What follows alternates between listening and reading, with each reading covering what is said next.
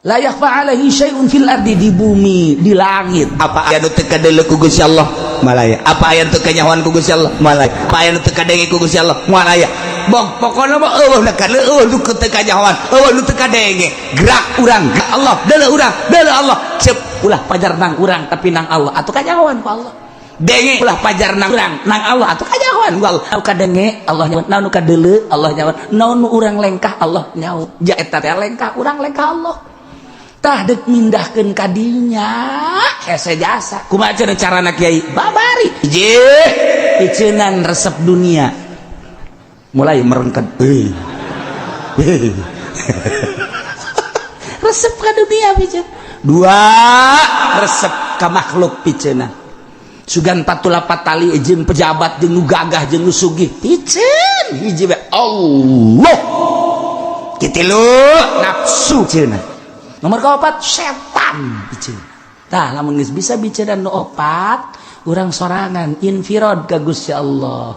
Beurang jeung peuting bakal akur. Sehat jeung gering bakal akur. Urang teh kajen di lomba jelema jeung sorangan bakal akur hiji bae. Allah. Tah mun geus aya kiai nu kos kitu mal robah. Moal nu tadi saudara ya. Dibere be saudara saya dibere dek dulur lah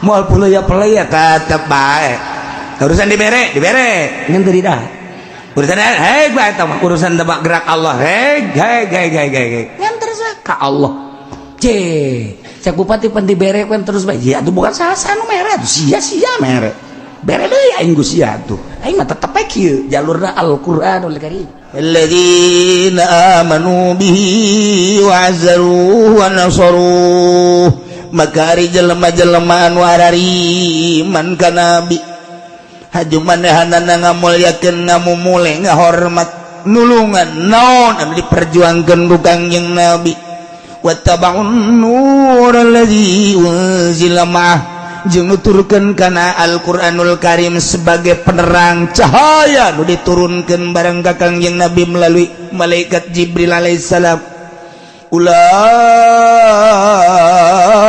humul muflihun tah eta lah jelema nu iman ka Kangjeng Nabi anu ngamumule ngamulyakeun ka Kangjeng Nabi nulungan berjuang terus sakumaha aturan Kangjeng Nabi nuturkeun kana Al-Qur'anul Karim ulaika humul muflihun etalah jelema-jelema nu bahagia nu kebahagiaan naon anu kakenaan ku rahmat Allah anu tadi wa rahmati wasi'at kulla syai bahagia mentak urang sisa hirup urang kuari dibere sehat ku Gusti Allah urang tempokeun geura mata batin urang ka kebahagiaan akhirat lamun nempokeun kebahagiaan dunia doang sakedeung boga mobil ditumpakan isuk pageto paeh mobil ditinggalkeun boga imah nu mewah ku urang dicicingan panas jeung hujan teu kapanasan teu kahujanan sabaraha tahu isuk pageto ditinggalkeun boga perusahaan urang boga kauntungan sabaraha miliar atau triliun isuk pageto ditinggalkeun sawah ditinggalkeun pamajikan nu bae nol hiji dua tilu opat ditinggalkeun engke ketika urang menghadap Allah sorangan anu bakal ditanya tentang kendaraan imah sawah perusahaan keluarga siap henteu urang mentak tempokeun batin urang kaditu ka alam akhirat bakal kumaha aing ketika ditanya tentang kendaraan nanti mana tamana digunakeunana hayuh sia kitu keneh imah kitu keneh sawah perusahaan sakedeuk dalam dunia ulah kokomoan kena-kena kerja di DPR jadi bupati jadi gubernur jadi pejabat itu keneh jadi pengusaha urang kokomoan hotel mana bae dibeli bikang mana bae awe mana bae kumanehana ditumpakan sakedeung deui sia bakar ngalengkah cara nu kamari Haji Ahmad teh magrib ngobrol kene Isa masih berjamaah kene magrib berjamaah kene jam 7 maot da kumaha mending lamun urang geus boga bebekalan ditanya sholat rapi, puasa rapi, zakat rapi, puasa rapi, dan lain sebagainya. Nah, ketika ditanya kan mantep.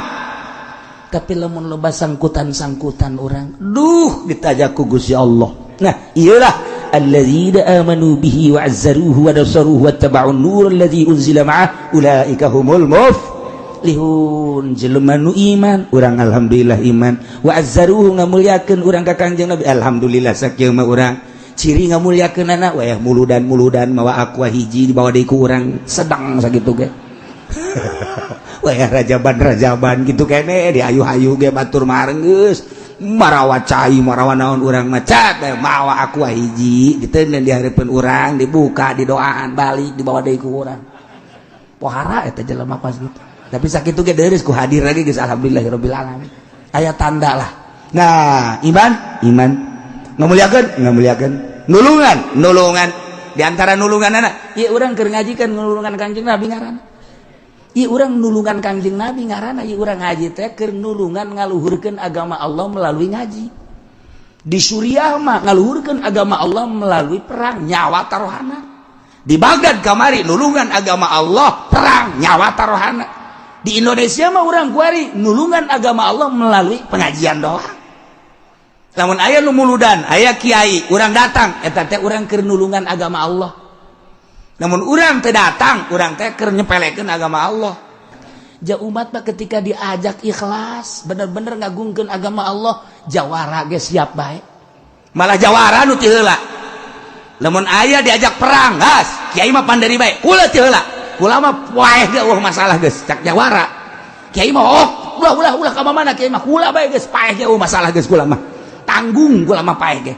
Emang saya berani amat buat aja utang gula geus lah.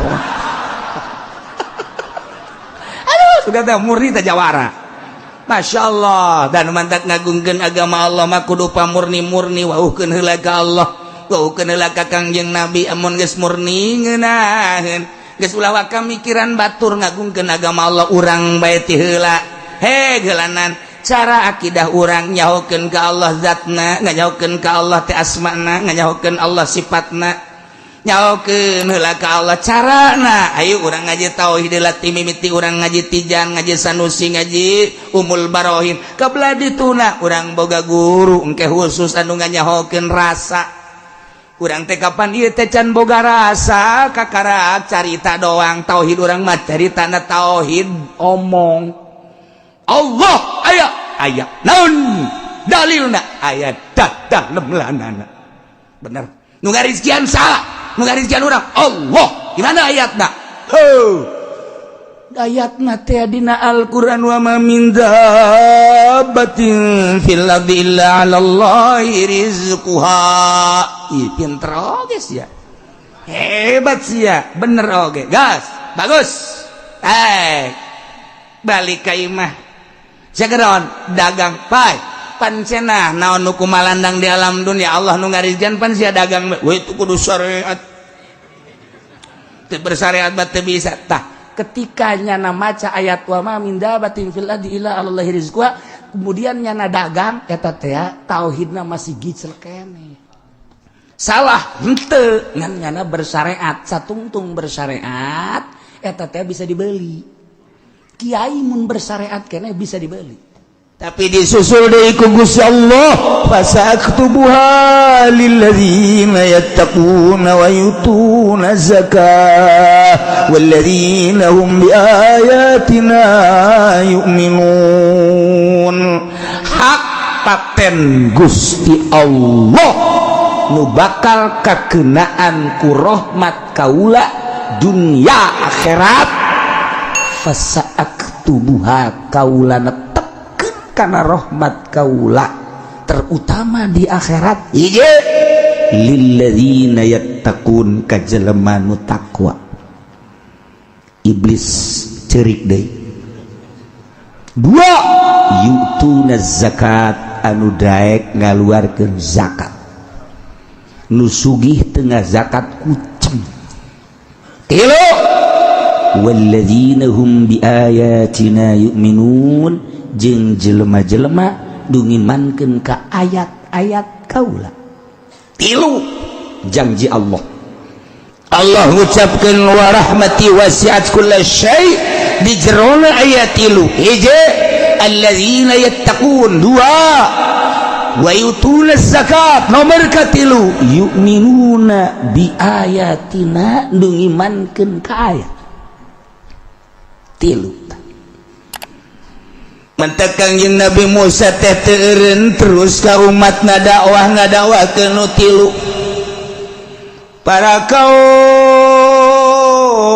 Bani Israil kaum Yahudi kade ulah ninggalkeun anu 3 hiji nu bakal kabere rahmat Allah surga lil ladzina yattaqun kade cek Kangjeng Nabi Musa sing takwa ka Allah tuturkeun aturan-aturan Allah sing sieun ka Allah cak Allah haram-haram cak Allah wajib-wajib cak Allah makruh-makruh cak Allah mubah-mubah kade cak Kangjeng Nabi Musa ulah kaluar ti aturan Allah lamun maneh nartepan kana aturan Allah bakal kakenaan wa rahmati wasi'at kulla syai. Nomor kedua cik Kangjeng Nabi Musa wahai kaum Bani Israil sing daek ngaluarkeun zakat anu geus diatur ku Gusti Allah aya zakat hijau zakat mal jeung berbagai zakat lamun hayang kakenaan ku rahmati wasi'at kulla syai kaluarkeun zakat. Nomor 3 walladzina hum bi ayatina yu'minun jeung jelema-jelema anu arariman ka ayat-ayat aing cak Allah. Nah bahasa iman ka ayat aing teh mencakup kana kitab Taurat, bahasa ngimankeun ka ayat aing nu agung teh mencakup kana Injil, bahasa ngimankeun ka ayat aing teh mencakup kana kitab Al-Qur'anul Karim. Nu mantak ku Gusti Allah dilanjutkeun alladzina yattabi'una ar-rasulal nabiyyal ummi alladzi yajidunahu maktuban 'indahum fit tawrati wal injil nyaeta jelema-jelema anu iman baheula di zaman Kangjeng Nabi Musa ka Kangjeng Nabi Musa berikut ka ayat-ayat kitab Taurat oge ka jelema-jelema anu iman ka Kangjeng Nabi Isa berikut ka ayat-ayat Injil termasuk jelema-jelema anu nuturkeun ka Kangjeng Rasulullah anu diangkat jadi nabi anu bangsa ummi nyaeta Kangjeng Nabi Muhammad sallallahu alaihi wasallam. Jadi Kangjeng Nabi Musa sakali ngadoa berebet datang ka kiamat. Kos kitu doa para nabi mah. Lamun ngadoa tengah peuting teh lain jang sorangan. Ya Allah ya Rabbi salametkeun keluarga abdi, ya Allah salametkeun tetangga abdi, ya Allah salametkeun bangsa Indonesia, ya Allah salametkeun mukminin mukminat. Nu mantak doa khutbah teh wajib dijadikan rukun. Allahumma ighfir lil mu'minina wal mu'minat wal muslimina wal muslimat. Eta teh basa dunia doa eta mun urang khutbah teu make eta teu sah. Abeh kamu sumarambah kabeh teu mikiran sorangan. Urang malain ya Allah ya Rabbi dagang abdi Gusti supaya dimajukeun. Keun gaya tetangga abdi mah mungsrutkeun Gusti. Coba. Ngadoa si kos kitu. Ya goniu ya goniu ya goniu ya goniu Gusti abdi dagang karung ti leuleuti Gusti. Sugihkeun abdi keun bae lawan-lawan abdi mah ku galedegkeun habak. Pamustungan sama doa. Masya Allah. Takuna tetangga kos itu gak doa pak. Kabeh kadanan ku kieu mah ya Allah ya Rabbi abdi mah geus teu kudu dideuleu-deuleu ku Gusti urusan dagang mah teh malah geus abdi mah geus boga kayakinan ka Gusti. Tapi tetangga abdi karunya tuh majukeun Gusti tetangga abdi dulur abdi majukeun geuskeun bae abdi mah urusanna teh malah urusan Gusti ka abdi mah. Abdi mah ikhlas ridho mun dulur abdi tetangga abdi mararaju Gusti kiamat na doa Gusti. can orang ngadenge urang ngadonga kitu. Urang mah ngadoa muriang ngadoa cager kijang urang bae. Ya Allah cagerkeun abdi Gusti adapun tatangga makajeun gararing ge. Apanya ngadoa si kos kitu? Kangjeng Nabi Musa mah ngadoa seluruh nabi sakali doa berebet terus datang ke di zaman Kangjeng Nabi Musa, di zaman datang ke zaman Kangjeng Nabi Isa, datang ke zaman Kangjeng Nabi Muhammad sallallahu alaihi wasallam. Tuh. Jadi horenganan rahmat wa rahmati wasi'at kullasyai cak Gusti Allah tah ieu tah ngelopkeun eta horenganan nu iman ka ayat mantap. Lain zaman Kangjeng Nabi Musa be urang ge kudu percaya ka kitab Allah. Kitab Al-Quran, kitab Samawi, Injil, kitab Samawi, Taurat, kitab Samawi, Zabur, kitab Samawi. Tetep aja akur. Di jero Zabur, Taurat, Injil, eta teh nauhidkeun ka Allah, Al-Quran atuh sarua. Di jero kitab Taurat, Zabur, Injil, Zabur, Taurat, Injil teh di jero na teh ieu teh dakwah atuh sarua bae dina Al-Quran. Akur pada kitab Samawi. Mangerankeun ka Allah. Sarua lantas kemudian kuari dina Injil Tritunggal berarti ia penyalahgunaan ayat. Kemudian dina kitab Taurat kita ka Allah nyana lain ka Allah.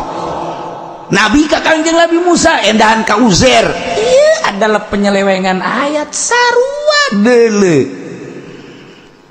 Doa Kangjeng Nabi Musa alaihi salam. Masyaallah. Tah numantak rahmat mantak inna arsalnaka syahida wa mubashshira wa nadhira. Kangjeng Nabi nyaksian ka ditu sebab Kangjeng Nabi sebagai rahmatan lil alamin wa ma arsalnaka illa rahmatan lil alamin. Mentek begitu Kangjeng Nabi urang lahir ke alam dunia teh lain bae manusia anu bunga lauk-lauk di laut teh bararunga sarari sing jalepret kitu keneh manuk bararunga pohara kitu keneh hewan-hewan di leuweung di gunung kabeh bararunga tangkal kayu bararunga kabehan ku lahirna Kangjeng Nabi geus puguh manusia mah bumi langit bararunga lantaran Kangjeng Nabi teh rahmatan lil alam. Ieu inna rahmati wasi'at kulla syai. Masya Allah. Kangjeng Nabi asup gede. Iman ka Kangjeng Nabi Musa berikut ayat-ayat dayana Taurat. Iman ka Kangjeng Nabi Isa di zaman Kangjeng Nabi Isa berikut ke ayat-ayat Injil. Iman ka Kangjeng Nabi Muhammad berikut ayat-ayat dayana Al-Quran bakal kakenaan ku rahmat Allah subhanahu wa ta'ala yakni fi dunya hasanah wa fil akhirati hasanah. Mana Kangjeng Nabi teh nu diangkat jadi rasul anu bangsa umi allazi yajidunahu anu bakal mararagihan kaum ka Kangjeng Nabi makruban tertulis indahum di aranjeunayana fit Taurat wal Injil. Dina kitab Taurat jeung kitab Injil teh aya ngaran Kangjeng Nabi Muhammad, aya sifatan-sifatan Kangjeng Nabi Muhammad mantak. Begitu Kangjeng Nabi lahir ke alam dunia kemudian gede diangkatlah jadi rasul. Kangjeng Nabi teh kapanggih jeung malaikat Jibril di Gua Hira. Kangjeng Nabi turun ka Siti Khadijah bari ngageter zamiluni. Siti Khadijah teh surti ieu teh lain sambarangan nu kieu mah biasana kapanggih jeung malaikat. Langsung ke malaiku Siti Khadijah teh dituruban diselimutan. Ya ayyuhal muzammil qum fa'anzir wa rabbaka fakabbir wa thiyabaka fatahhir. Hei Muhammad huda udang Kangjeng Nabi ieu lain sambarangan. Ditanya ku Siti Khadijah aya naon tuan? Cak Kangjeng Nabi papanggihan kumaha manggihna? Beuh lain lalaga aya hamba Gusti anu langit katutup. Cek Siti Khadijah nukir mah biasana jelema nu diangkat jadi nabi jadi rasul dina kitab Taurat aya paham Siti Khadijah ieu urang ka mamang teh apaleun tanda-tanda rasul tanda-tanda nabi yuk urang ka imam mamang bebeja dibuka kitab Taurat na aya lamun mah datang ke kula panjang umur haju berjuang sabada hijrah kula bakal diharap cek Siti Khadijah ai kitu bakal hijrah ai kitu bakal perang Masya Allah jadikeun abdi sebagai bagian daripada muhajirin cek Siti Khadijah jeung bagian peperangan abdi hayang geus dijatakeun dina kitab Taurat tanda-tanda Kangjeng Nabi teh ti mimiti rambutna pangambungna cepilna damisna angkeutna sia mah nyaho teh bahasa naon eta mah nyaho sia mah hese geus satu bahasa urang bae buukna ceulina irungna bibirna asana jorek asa teu sopan teh pan sia mah disopanan teu ngarti naon angkeut naon damis naon pangambung puyang cenah mah ka kiai sakalina disogolkeun asana urang teu ngeunaheun ka Kangjeng Nabi pan aya kieu bahasa teh ai kasepuh mah kulem pun rama teh nuju kulem takkan sopan ngaranna ari si Udin anak keur molor asta ai ka anak ulah kulem putra teh nuju kulem sopan amat lain di Sunda mah ai anak keur naon tuh keur dahar terus ai rama pun rama nuju tua kan sopan Masya Allah ajengan anu pupus ajengan pupus ai jawara teh anu main koprok modar ai nu tukang leuleumpangan teh paeh urang mah lain woi baru kiai anu paeh dak teh asana senep kana hate teh ku bahasa bae ge beda bahasa ge Masya Allah nu mantak urang teh aya murikak bulu lamun aya awewe bahasana ngeunaheun ka urang coba ge urang dikarepan ku pemajikan haju langsung bae duit neng tah duit deng bade ka mana aduh asana aing asa njot-njotan ngeunaheun kan diaakeun kitu eta mobil kanggo neng bagus Masya Allah kakarak ge aya 3 AA geus bebeakan kabeh Masya Allah coba emang aing sia di ka mana kitu ka salaki ngomong ieu bangunan deuk make calana deui sia di ka mana kitu puyang tadina urang endek jadi henteu teu bahasa teh aa ngeunaheun kana hate mantak jelema ka Karawang haju bebeakan ge aa na doang nu teu kuat ka dieu heula sakeun deung aa Fudoli aduh dan kunci Fortuner dibikeun ieu neng ya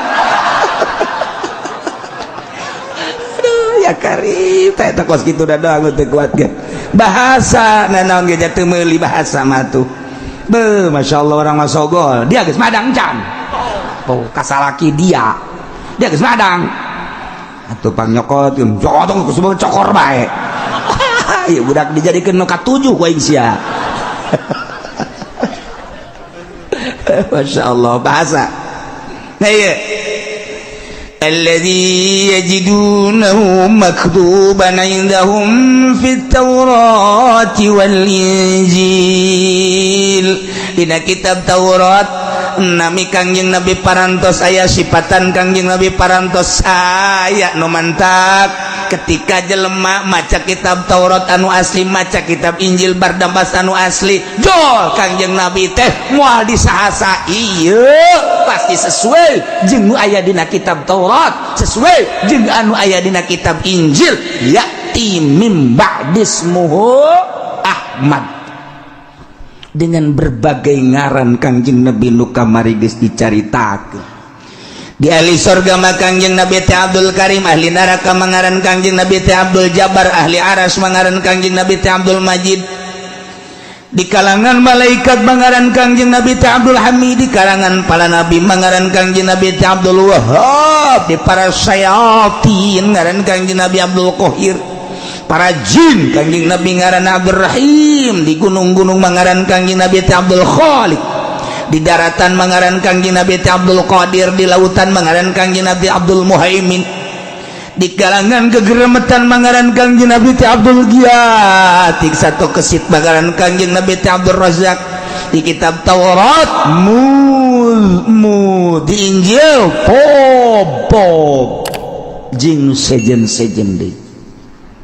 Kitulah ngaran Kangjeng Nabi. Di Zabur ngaran Kangjeng Nabi Faruq wa indallah, munggu Allah dina Al-Qur'an dijelaskan Toha Muhammad Yasin.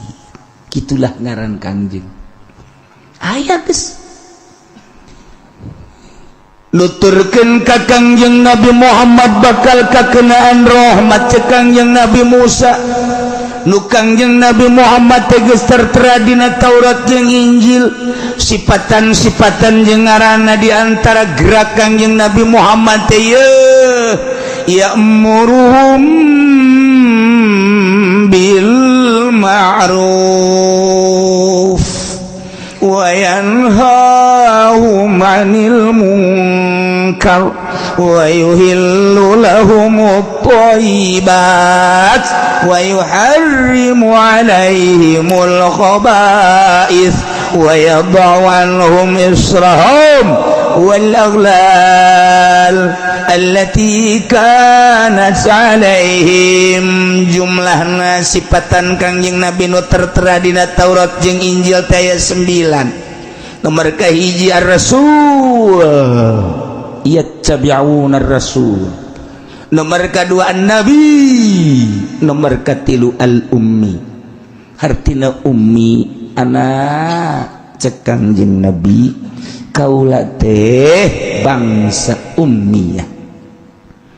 Ummi hartina ummi tara nulis tara maca.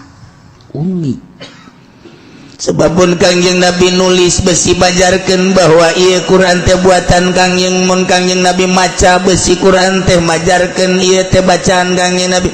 Nu mantak teh Kangjeng Nabi, anna ummatun ummiyatun la inna ummatun ummiyatun la naksubu wa la naksibu. Sanyana kaula teh bangsa, sanyana kaula teh umat bangsa ummi anu la naksubu wa la nasibut tara nulis tara ngitung tara maca. Ummi tilu. Nomor kaopat ya'muruhum bil ma'ruf, nu selalu merintahkeun kana ma'ruf. Kangjeng eureun-eureun Kangjeng Nabi mah terus bae amar ma'ruf. Kajelema teh eureun-eureun nitahan hade bae kade, aranjeun teh kudu salat kade, aranjeun kudu puasa kade, aranjeun teh kudu ngazakat kade, aranjeun teh kudu haji. Ya'muruhum bil ma'ruf. Nomor kalimana wa yanhahum 'anil munkar. Kangjeng Nabi teh selalu ngalarang tina kamunkaran-kamunkaran. Kade ulah mabok, kade ulah maling, kade ulah zina, kade ulah ngabohong, ulah hasud, dan selanjutnya. Iyalah tugas Kangjeng Nabi, amar ma'ruf nahi, ya'muruhum bil ma'ruf wa yanhahum 'anil munkar. Genep wa yuhillu lahumut thayyibat. Kangjeng Nabi teh anu ngahalalkeun kana barang-barang anu bagus menurut perwatakan. Jadi berarti ditilik tina perwatakan urang Arab, lantaran Kangjeng Nabi lahir di Arab, maka urusan halal jeung haram nurutkeun sakumaha perwatakan urang Arab. Kullu mas tatbasahul Arab bahwa halal. Kullu mas tatbasahul Arab. Setiap perkara anu dianggap bagus ku urang Arab. Sebab Kangjeng Nabi lahir di Arab. Secara umumna perwatakan. Lamun anu dianggap bagus cek watak urang Arab. Urang Arab mana kerukut lain. Sebenarnya ka kerukut doang. urang Arab anu perwatakanana murni angsongkeun ka urang Arab. Lamun cek urang Arab bagus, mun cek urang Arab teu bagus, haram. matak diangsong-angsongkeun di zaman Kangjeng Nabi ka Kangjeng Nabi. Geus arang geus kabeh ge diangsongkeun ka Kangjeng Nabi lah dieuna nyieun ijma ulama. Makanan-makanan terus diangsong-angsongkeun. Lamun bagus cek urang Arab, berbagai penelitian watak teh ieu halal, matak ieu asup kada la darara wala dirara ayat ieu. Ayat wa yuhillu lahumut thayyibat wa yuharrimu alaihimul khaba'ith, pokokna ieu timbullah asbah wan nadzair la darara wala dirara. Hasil daripada yuhillu lahumut thayyibat, thayyibat eta adalah perwatakan nu bagus cek urang Arab. Nah dijieun be qaidah, setiap perkara nu bagus cek perwatakan Arab maka halal hukumna. Angsongkeun kuari korma, angsongkeun kacang, angsongkeun cau, angsongkeun jambu, angsongkeun kalapa, kabeh diangsong-angsongkeun. Mun cara diangsong-angsongkeun mah urang Arab beukieun kabeh eta halal. Angsongkeun orai, hei apa ini tah orai haram lantaran watak urang Arab embungeun. Jol bae aya lindung, naon lindung? Belut cek urang Arab, wah ini mah serupa dengan ular, ini serupa tapi ieu mah kan hewan cai, sedangkan setiap nu hirup di cai halal. Tapi cek dina rupana kos orai, aing embung perwatakan aing ka orai mah haram. Tah nu mantak patarik-tarik neuleuh bahwa ieu teh binatang-binatang cai halal, neuleuh sarupa jeung oraina, ngolosot-ngolosotna aing embung haram. Nu mantak dinya patarik-tarik. Cek urang Arab nu ieu halal lantaran binatang cai, cek nu ieu haram lantaran sarupa jeung orai, maka dibuatlah ijma ulama. Panjang tak orang nyaritakeun tentang belut ge. Nu matak aya bae kitabna Kitabul Balut fi Bayanil Belut. Siapa pajar bohong bae aing aya. Terus teu ngaji jing. Matak ngaji cak jing. Jungjang jing Cisoka eta. Ieu keur carita pada geus araran geus aing santri mah jeung kieu geus cara sakadar ieu mah. Bahwa ialah sumberna huluna aya la dororo wala diroro. Cara nyokotna Gus Jararago jeung malalahir Imam Syafi'i nyokot tek, Imam Hanafi kieu timbul la dororo wala diroro. Imam Suyuti tina ayat sawarehna jeung ayat-ayat nu lain. Wa yuharrimu alaihimul khaba'is, Kangjeng Nabi teu ngaharamkeun kana anu jala lember kaya ning bangke, jeung sabangsana anu jala lember diharamkeun anu bakal ngabahayakeun ka diri sorangan, ngabahayakeun ka batur, eta teh haram. Jol bae kuari afyun, jol bae madat, jol bae kuari matu kitu ganja. Langsung gitu. Coba ganja. Set ganja.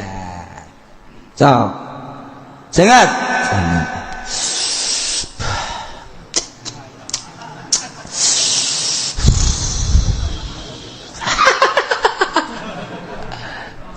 Surga. Bidadari. Kakarak tilu kenyotan doang. Ngeseserian. Nah, berarti iya ganja haram. Haram tak ganja. Daunna, kembangna haram. Ganja. Coba kuari tembakau Garut. Biasa-biasa budak. Oh, haneut doang euy.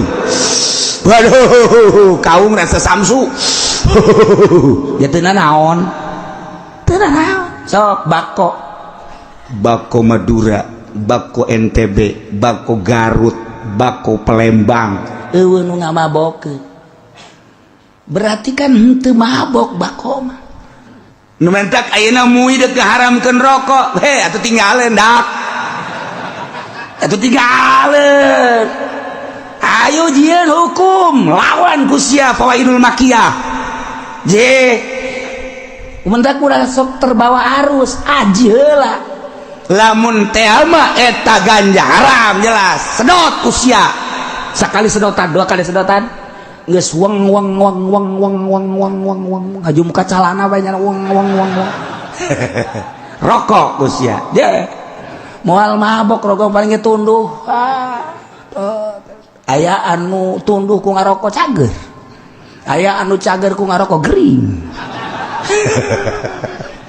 Artina sing ada kiai mah ulah sok aju ngaharam-haramkeun barang nu lain haram. Sebab naon? Al hukmu yaduru ma'illatihi wujudan wa adam. Mata wujidatil ilat wujidal man. Wa matan tafat intafat. Naon elatna? Oh, elatna teh natni ai elatna seni teh bacin. Ieu teh elatna teh bisa tah henteu. Sok. Oh, udag-udagan, mantekan, munazorohan. Ulah sok wani-wani ngaharamkeun. Cenah ieu aya dina kitab tasawuf. Lain deui kitab tasawuf jeung fikih. Nek hukuman haram fikih apa nek hukuman make ahli tasawuf. Ayo. Ai ahli tasawuf mah hiji doang nya nama min husni islamil mar'i. Nah eta bae. Tarku malayani. Tidak sawarena bagus. Husni islamil mar'i. Islamna seseorang ninggalkeun perkara anu henteu berfaedah. Atuh lain rokok bae. Kancing jas ge di dieu paedahan haram goblok. Kancing jas di naon manfaat eta sia. Aya rokok diharamkeun aya sia make jas aya kancingan. Can tasawuf sia. Tos kitu mah. Aya sia ngaharamkeun ngarokok aya make jas di tukangna make dibelah eta malayani tutup ku sia. Hayo sia. Tarku malayani ayo terus. Lamun urang cukup dahar ku 3 huap ka 4 haram. Sebab geus teu berfaedah. Nanaonan atuh? Eta tasawuf nu kitu ngaranna.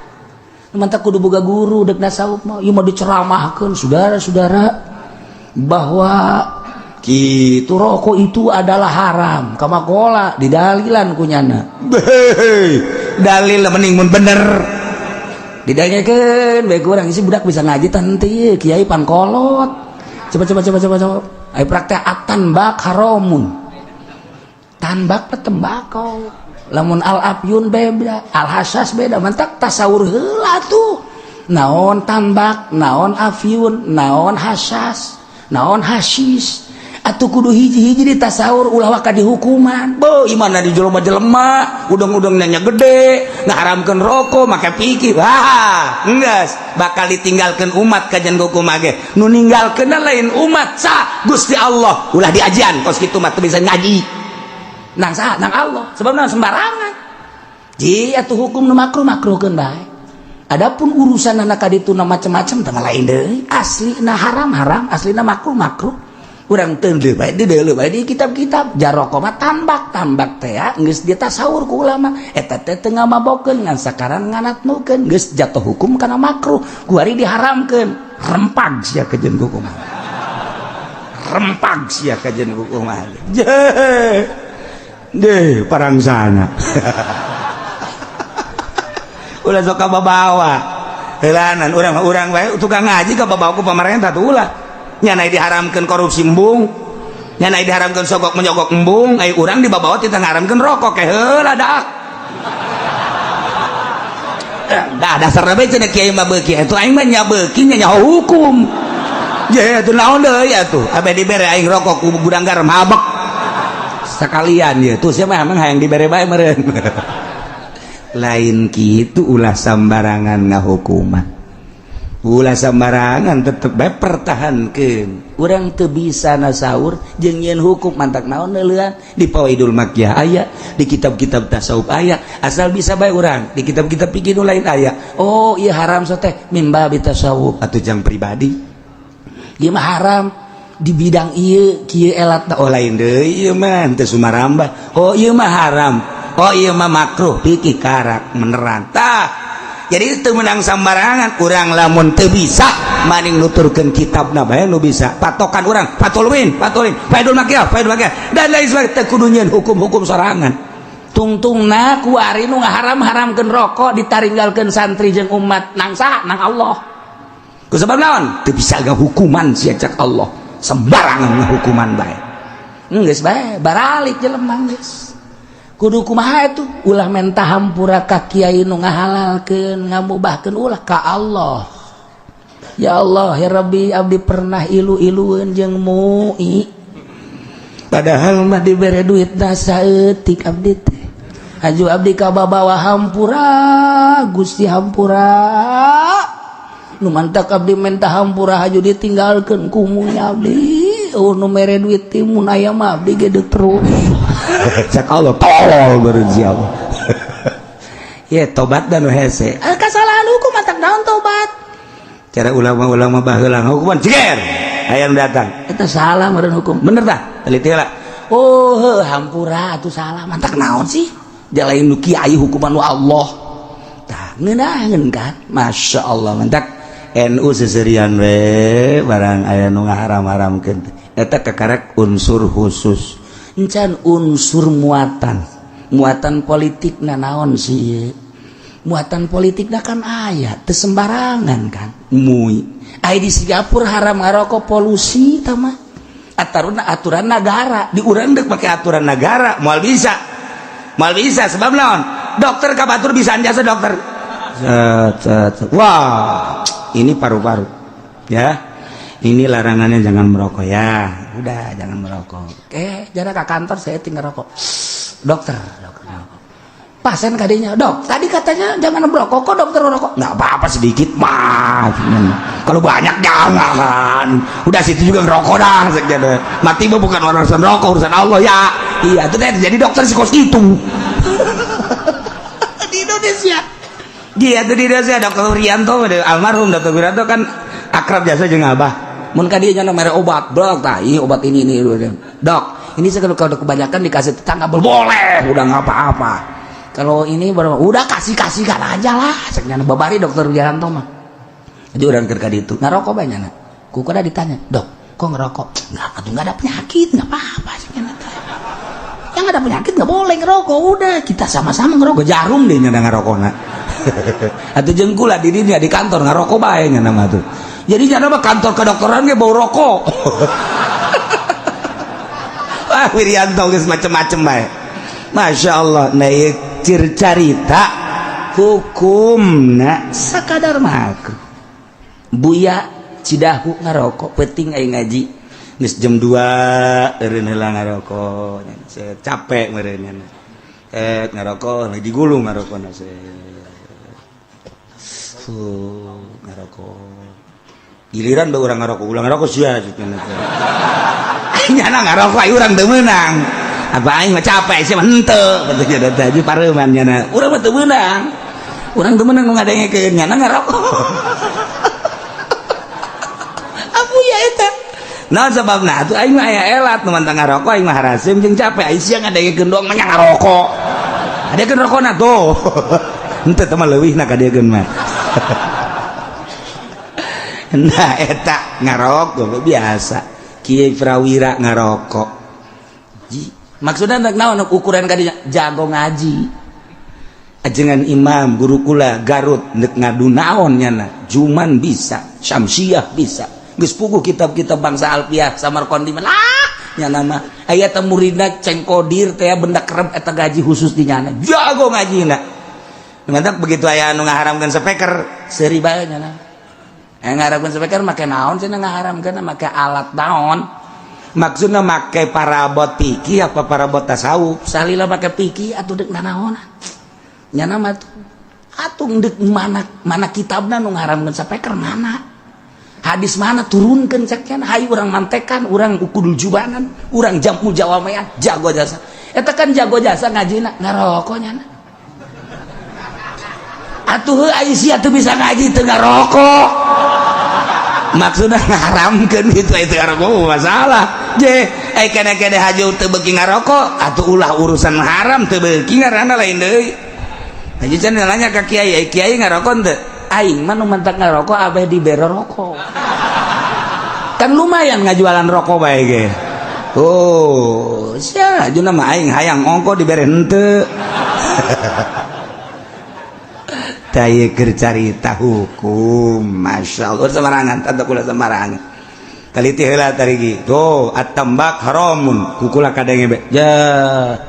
Atuh urang Garut pan marak non tembakau dikedu melak tembakau terus NTB melak tembakau eta teh tembakau Indonesia teh diakui luar biasa aset tembakau Indonesia teh termasuk aset nomor kebarang bodena luar biasa anu asup ka negara teh sabaraha persen aset gede anu mantak haji diharamkeun aya unsur naon ye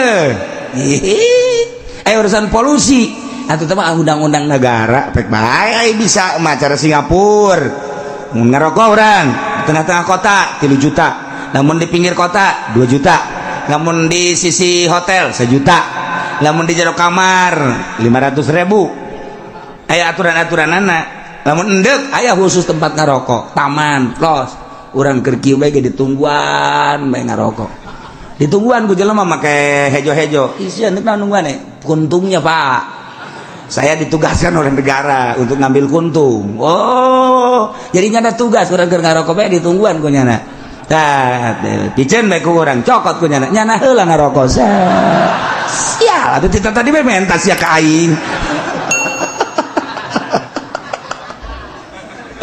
ya Allah ya ya'muruhum bil ma'ruf wa yanhahum 'anil munkar wa yuhillu lahumut thayyibat wa yuharrimu 'alaihimul khaba'ith mun ditotor cara nyokot hukum panjang ieu mangan sakitu bae wa yad'u 'anhum israhum wal awlal allati kanat 'alaihim jeung deui Kangjeng Nabi teh anu nyingkir-nyingkirkeun kana beban-beban manusia kana tanggungan-tanggungan manusia jeung kapayahan-kapayahan anu jadikeun belenggu terhadap manusia contohna model baheula di zaman Kangjeng Nabi Musa mamun tobat teh kudu bunuh diri jelema boga kasalahan tobat ka Allah kudu maehan maneh ketika bajuna kena najis lain kudu diseseh tapi kudu digunting uruk najisna kan berat mentak dirobah di zaman Kangjeng Nabi mau ya anhum misrahum wal aghlal lamun tobat cukup ku istighfar bae aya aturan-aturan tobat tina naon ieu teh apakah mabok apakah zina apakah maling jeung apakah tina urusan-urusan nu lain aya aturan-aturanana waqat jeung teu kudu digunting tah cek Kangjeng Nabi Musa terus rahmat Allah nembus ka umat Kangjeng Nabi Isa nembus ka umat Kangjeng Nabi Muhammad sallallahu alaihi wasallam nu mantap falladzina amanu bihi wa azzaruhu wa nasaruhu maka ari jelema-jelema anu arariman ka Nabi haju manehanana ngamulyakeun ngamumule ngahormat nulungan naon anu diperjuangkeun ku Kangjeng Nabi wattaba'un nur allazi unzila ma'ah jeung nuturkeun kana Al-Qur'anul Karim sebagai penerang cahaya nu diturunkeun bareng ka Kangjeng Nabi melalui malaikat Jibril alaihissalam ulaika humul muflihun. Tah etalah jelema nu iman ka Kangjeng Nabi, anu ngamumule ngamulyakeun ka Kangjeng Nabi, nulungan berjuang terus sakumaha aturan Kangjeng Nabi nuturkeun kana Al-Qur'anul Karim. Ulaika humul muflihun. Etalah jelema-jelema nu bahagia. Nu kebahagia tenan anu kakenaan ku rahmat Allah anu tadi wa rahmati wasi'at kulla syai. Bahagia mentak urang sisa hirup urang kuari dibere sehat ku Gusti Allah, urang tempokeun geura mata batin urang ka kebahagiaan akhirat. Lamun nempokeun kebahagiaan dunia doang sakedeung boga mobil ditumpakan isuk pageto paeh mobil ditinggalkan, boga imah nu mewah ku urang dicicingan, panas jeung hujan teu kapanasan teu kahujanan sabaraha tahu isuk pageto ditinggalkan, boga perusahaan urang boga kauntungan sabaraha miliar atau triliun isuk pageto ditinggalkan, sawah ditinggalkan, pemajikan nu bae nol hiji dua tilu opat ditinggalkan. Engke ketika orang menghadap Allah sorangan anu bakal ditanya tentang kendaraan, imah, sawah, perusahaan, keluarga, siap henteu urang mentak tempokeun batin urang kaditu ka alam akhirat. Bakal kumaha aing ketika ditanya tentang kendaraan nang ti mana ka mana digunakeunana. Hayu sia kitu keneh imah, kitu keneh sawah, perusahaan, sakedeuk dalam dunia ulah kokomoan kena-kena kerja di DPR, jadi bupati, jadi gubernur, jadi pejabat, itu keneh jadi pengusaha urang kokomoan, hotel mana bae dibeli, bikang mana bae, awe mana bae kumanehana ditumpakan. Hehehe, sakedeung deui sia bakar ngalengkah. Cara nu kamari Haji Ahmad teh magrib ngobrol kene, Isya masih berjamaah kene, magrib berjamaah kene, jam 7 maot. Da kumaha mending lamun urang geus boga bebekalan. Ditanya salat rapi, puasa rapi, zakat rapi, puasa rapi dan lain sebagainya, ketika ditanya kan mantep. Tapi lamun loba sangkutan-sangkutan urang, duh ditanya ku Gusti Allah. Nah, iyalah alladzina amanu bihi wa azzaruhu wa nasaruhu wattaba'un nur alladzi unzila ma'ah ulaika humul muflihun. Jelema nu iman urang alhamdulillah iman, wa azzaruhu ngamulyakeun urang ka Kangjeng Nabi alhamdulillah sakieu mah urang. Ciri ngamulyakeunana wayah muludan-muludan mawa aqua hiji dibawa deui ku urang sedang sakitu ge. Wayah rajaban-rajaban gitu kene diayu-ayu ge batur mareng geus marawa cai marawa naon urang macat mawa aqua hiji diteuneun dihareupeun urang dibuka didoaan balik dibawa deui ku urang pohara eta jelema pas gitu. Tapi sakitu ge deureus ku hadir lagi geus alhamdulillahirabbil alamin aya tanda lah. Nah iman ngamulyakeun nulungan di antara nulunganana ieu urang keur ngaji kan nulungan Kanjeng Nabi ngaranna. Ieu urang nulungan Kanjeng Nabi ngaranna ieu urang ngaji teh keur nulungan ngaluhurkeun agama Allah melalui ngaji. Di Suriah mah ngaluhurkeun agama Allah melalui perang nyawa taruhana. Di Baghdad kamari nulungan agama Allah perang nyawa taruhana. Di Indonesia mah urang kuari nulungan agama Allah melalui pengajian doa. Lamun aya nu muludan, aya kiai, urang datang eta teh urang keur nulungan agama Allah.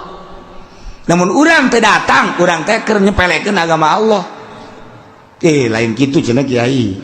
Kunaon tuh? Nu mantak teh datang kiai na Kiai Golkar. Oh, lain deui itu masalahna teh. Lain deui teh, bener sia tuh kamu bener sia. Sebabnya anak ge cenah kiai lain deuk ngaluhurkeun agama, ngaluhurkeun kantong. Oh, ai kitu onam. Contohan ku sia cara kiai saha? Eta. Kemana meureun teh mah? Tah nu di luar teh nyahoeun. Pribadi. Oh lain kiai kos gitu onam tah. Aya alasan-alasan tertentu hai gae. Nah, jadi lain teh cinta ka Kanjeng, tapi kulana lah nyaholah. Oh, lain deui teh urusanana.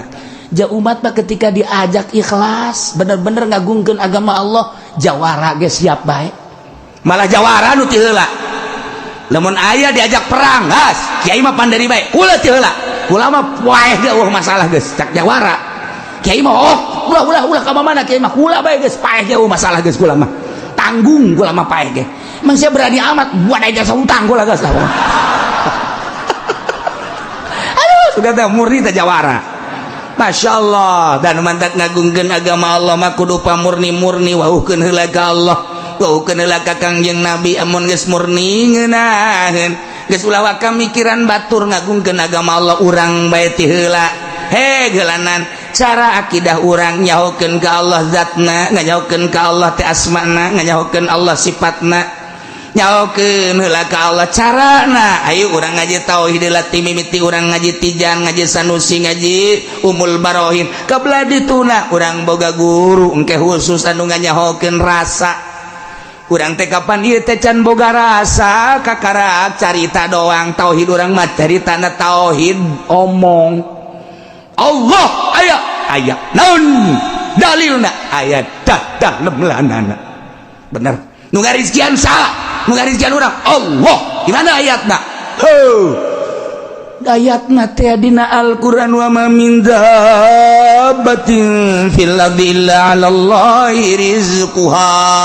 Ih pinter oge sia, hebat sia, bener oge gas bagus. Balik ka imah Jageron dagang pai pancena naon nu kumalandang di alam dunia Allah nu ngarizkian pan sia dagang we itu kudu syariat teu bersyariat mah teu bisa tah. Ketika nyana maca ayat wa ma min dabatin fil ardi illa 'alallahi rizquha kemudian nyana dagang eta teh tauhidna masih gicel kene. Salah henteu ngan nyana bersyariat satungtung bersyariat eta teh bisa dibeli. Kiai mun bersyariat kene bisa dibeli. Muana bae geus kiai muana bae.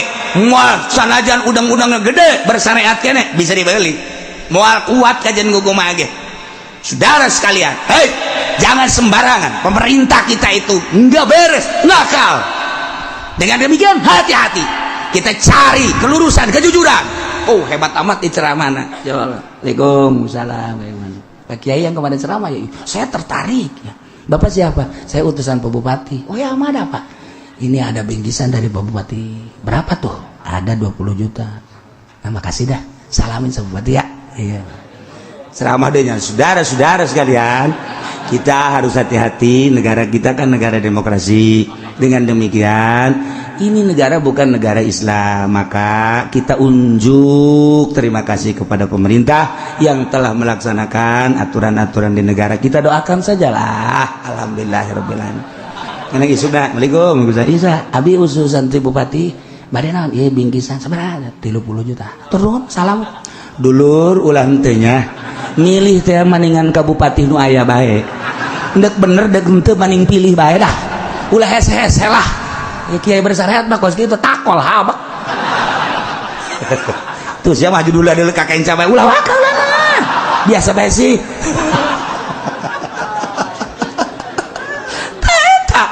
Jadi oyag-oyagan syariat mah kajentingnya na pinter ngajina. Cenah jamul jawame deui geus jago jasa ulah kakarak jamul jawame.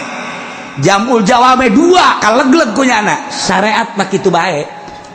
Kitu bae sebab naon? Encan aya Allahan di jero hatena bersyariat. Cara tadi ayat baca wa ma min dabatin fil ardi illa 'alallahi rizquha. Tapi nyana dagang, tapi nyana tani, tapi nyana di pemerintah. Tapi nyana di pemerintahna lain nek digawe tapi hayang duitna eta nu kos kitu ngaranna bersyariat. Tapi ketika jelema geus berhakikat lain deui. Moal bisa dioyag-oyag kejen kuku mage. Isin ka Allah, sieun ka Allah, dibunuh sekalipun loba nu diseret.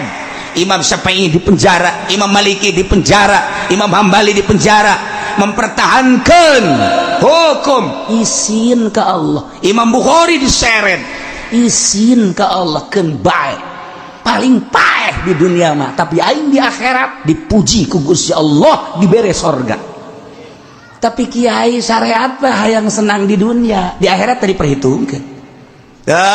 Nu mantak lamun eueuh kiai hakikat di dunia umumna khususna di Indonesia silakan mantak masih kene aya ahli hakikat. Alhamdulillahirabbil alamin. Tinggal nanya nu mana sih kiai eta mah rahasia teu bisa sanajan sia di bejaan engkena puyang ahmadnya sebab naon atuh ahli hakikat besar wa babarengan jeung urang waya dahar-dahar waya nginum-nginum malah mah getolan sia kadaleuna ibadahna nyana mah tunggus datang ke hakikat pan indah jas tuh eta kan melalui toriko melalui cobaan-cobaan nukus kuku guru urang sok didongengkeun teh jelema bertoriko dek naikeun kan naikeun rasa lain wirid toriko mah wirid mah babari la ilaha illallah la ilaha illallah la ilaha illallah illallah illallah illallah barang beunta cauna gede illallah illallah lamun cauna letik illallah aja tarekat geus kitu heran deh lain tarekat memindahkeun rasa tina teu sieun jadi sieun tina teresep jadi resep tina teu kadeuleu Allah jadi kadeuleu nah guru tarekat ya abang nek naikeunana make cobaan murid ada sia geus dibere tarekat wari dek ditaikeun pan lain wiridnya nama cara naikeunna ya ge ha saurang-saurangna neangan kotok sanggeus neangan kotok bawa ka dieu sanggeus dibawa ka dieu terus waing diinstruksikeun hiji-hijina kudu dipencet ulah kadeuleu ku jelema nya lamun kadeuleu aya nu deuleu berarti batal pencet ulah aya anu neuleu saurang-urang aja silakan dah angkat kabeh maruli kotok bebeja ieu sedang pencet pencet kabeh aya nu mencit di kolong luak liut cenah sasa lulus asana aing aya nu mencit di kebun kirai lulus asana aing aya nu mencit di kolong jembatan lulus asana aing aya nu di kamar sorangan bae lulus kabeh macem-macem aya nu ti peuting bae ti peuting pencit neuleu aja nggukungan kabeh di bawah ya kiai ya di mana mencitna abdi di kolong bale aya nu lageun teu aya tenan sia abdi di kebun kirai aya nu deuleu teu aya sia abdi di kolong jembatan teu aya nu nulis sama sakali sia abdi mah ti peuting mama eueuh nu deuleu abdi ge teu deuleu ya peuting geus dipencit sapencit-pencitna pajar hebatnya sabareu tinggal nu saurang mau kotok hirup pan siapa tadi pencit cerekan ku mah henteu kunaon hese mencitna kunaon tuh hese cak mama ulah aya nu deuleu jah hese ban hese di kamar Allah neuleu di kolong jembatan Allah neuleu ti peuting Allah neuleu lah kula mama hirup bae tah cak mama tina 10 murid anu lulus hiji sia anu tadi pencit tuh boga rasa jana asa dideuleukeun bae ku Allah tah mindahkeun rasa nu hese urang salat pada ungkugan bae mah akeh bage akur bae Allahu akbar akur bismillahirrahmanirrahim subhanallah akur tapi perasaan kan beda nu ieu nginget-nginget karung bae nu ieu hayang ganti mobil anu ieu mah hayang bobogohan nu ieu hayang nyandung Masya Allah macam-macam tuh perasaan tah eta mindahkeun perasaan inna kuari ka Allah bahiji anu la yakhfa alaihi syai'un fil ardi wala fis sama henteu samar ka Gusti Allah mah la yakhfa alaihi syai'un fil ardi di bumi di langit apa aya nu teu kadeuleu ku Gusti Allah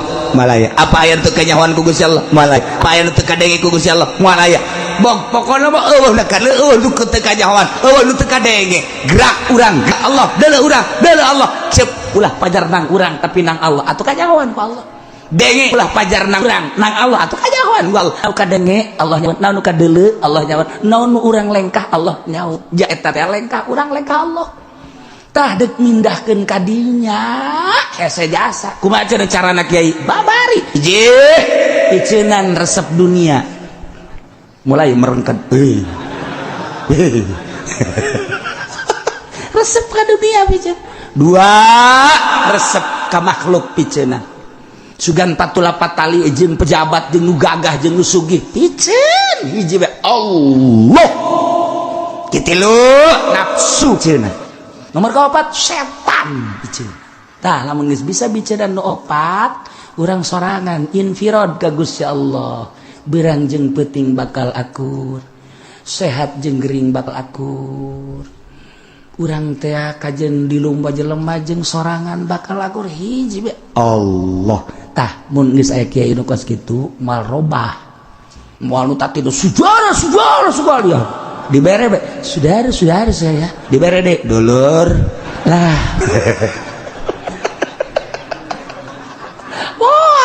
moal puluh ya tetep bae urusan dibere ngan teu dah urusan urusan tebak gerak Allah ngan terus ka Allah cek bupati pan dibere kan terus bae ya tuh bukan salah anu mere atuh sia mere bere deui aing geus sia tuh aing mah tetep kieu jalurna Al-Qur'anul Karim gubernur kajian gubernur bupati wilayah gubernur presiden sekarang ini mah jalur Al-Qur'an moal kebal hirup kalengkah ke alam barzah tanggung jawab di harapan Allah tah lamun urang geus boga pemimpin nu kos kitu nyana ngajak perang daek we daek ya mah hoi dulur perang saruti heula sia ai di dinya keula tah kos kieu borangan kos kieu borangan lewat ka kuburan jadi dia ai mama di tengah emang kunang gitu ulah ngomong geus ya awas ya di kuburan ulah lompatnya emang kunang mama aing keur nguji sia padahal menyana sieun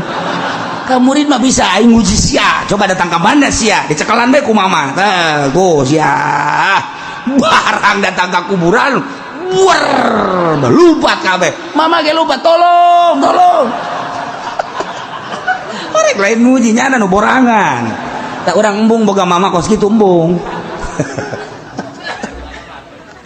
Nailah doakan jeung Nabi Musa anu disusul ku rahmat Gusti Allah wa rahmati wasiat kulli syai ternyata horenganan lain sazaman Kangjeng Nabi Musa nuluy ka zaman Kangjeng Nabi Isa nuluy ka zaman Kangjeng Nabi Muhammad sallallahu alaihi wasallam nu mandak terus urang tuturkeun falladzina amanu bihi wa azzaruhu wa nasaruhu wa tabau'n nur alladzi unzila ma'ahu ulaika humul muflihun wallahu a'lam.